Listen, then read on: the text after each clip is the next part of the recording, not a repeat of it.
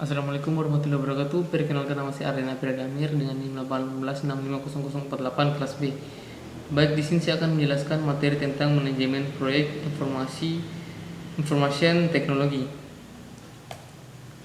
Yang pertama itu pengantar. Manajemen proyek perangkat lunak merupakan bagian yang penting dalam pembangunan perangkat lunak.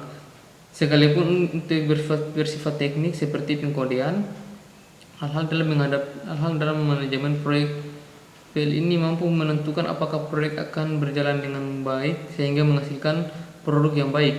Hal-hal yang berkaitan dengan manajemen PL adalah yang pertama yaitu pengelolaan personil dan koordinasi tim, yang kedua itu masalah atau problem, dan yang ketiga itu proses. Terminologi. Manajemen proyek aplikasi pengetahuan, keahlian, alat bantu, dan teknik untuk mengelola aktivitas proyek dalam menghadapi kebutuhan dasar stakeholders, klien dan memprediksi berbagai hal yang berkaitan dengan proyek. Atau dengan kata lain, manajemen proyek adalah proses melingkupi merencanakan, menyediakan staf, mengorganisasi, mengarahkan, dan mengontrol pengembangan sebuah sistem yang dapat diterima dengan biaya minimal dan dalam jangka waktu tertentu. Manajemen personil, produk, dan proses.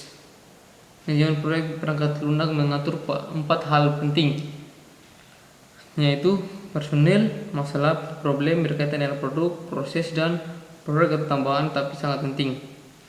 4 hal berurutan mulai dari yang paling penting. Personil mendapat tempat paling penting karena tanpa personil yang baik dan tepat maka 3 hal ini tidak bisa berjalan dengan baik.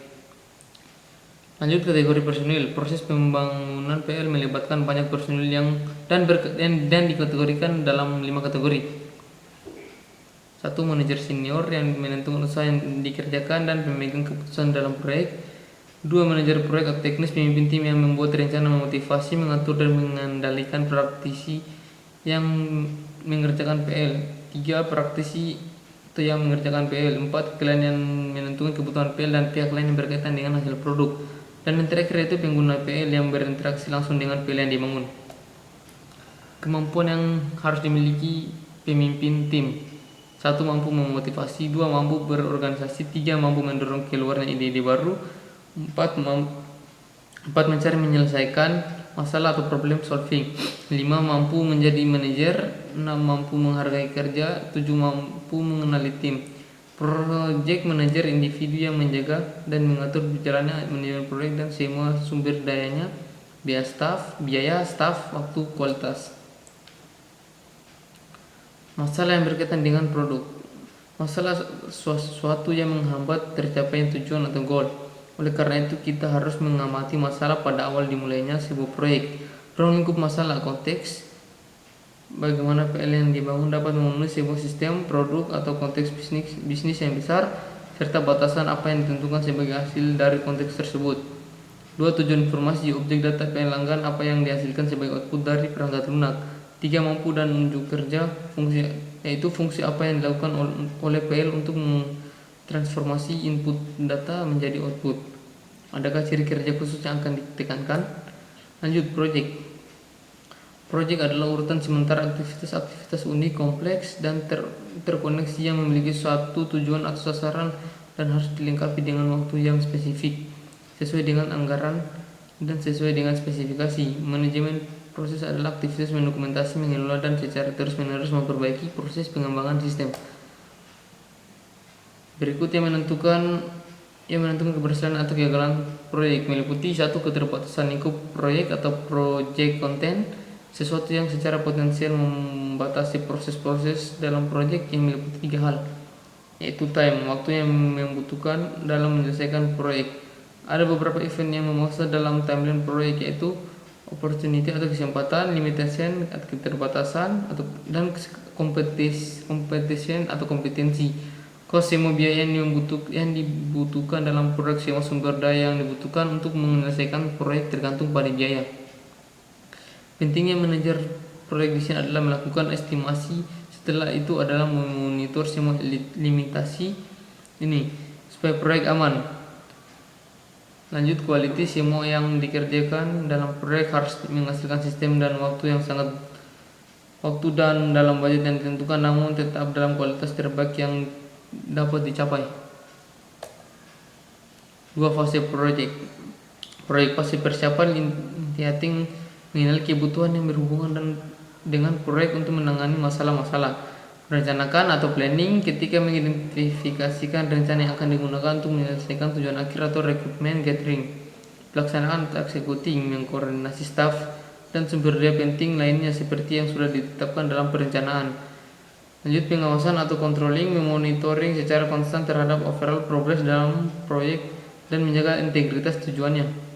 Dan yang terakhir yaitu sosialisasi atau close out, formalisasi penerimaan kesuksesan suatu proyek dari stakeholder atau klien. Berikut proyek dianggap sukses jika sistem yang dihasilkan diterima oleh pelanggan, sistem informasi yang dihasilkan tepat waktu, sistem informasi yang dihasilkan sesuai dengan anggaran, serta proses pengembangan sistem memiliki impak minimal pada operasi-operasi bisnis yang berkesinambungan. Lanjut, penyebab kegagalan suatu proyek. Kegagalan untuk membantu komitmen pada proyek, kurangi komitmen organisasi pada metodologi pengembangan sistem, mengambil jalan pintas tanpa melalui metodologi penelitian, manajemen ekspektasi yang buruk, komitmen dini dalam menetapkan anggaran dan jadwal, teknik estimasi yang kurang baik, terlalu optimis, kurang keterampilan manajemen, kegagalan beradaptasi dengan perubahan bisnis, sumber daya yang tidak mencukupi, serta kegagalan dalam mengelola perencanaan. Fungsi-fungsi dan proses manajemen proyek. Scoping atau ruang lingkup, planning atau perencanaan, estimasi atau perkiraan, scheduling atau penjadwalan, organisasi atau pengorganisasian, directing pengarahan atau controlling pengontrolan, dan serta closing atau penutupan. Peralatan dan teknik manajemen proyek. PERT card adalah model jaringan grafis yang menggambarkan tugas-tugas proyek dan hubungan antara tugas-tugas tersebut. Gantt chart adalah batang horizontal sederhana yang menggambarkan tugas-tugas proyek berdasarkan kalender. Tiap batang diberi nama untuk mewakili setiap tugas proyek. Tugas-tugas tersebut didaftar secara vertikal pada kolom kiri. Pusat horizontal adalah garis waktu kalender. Berikut PERT card-nya. Baik, lanjut. Gantt chart-nya. Berikut Microsoft Project atau Gantt chart.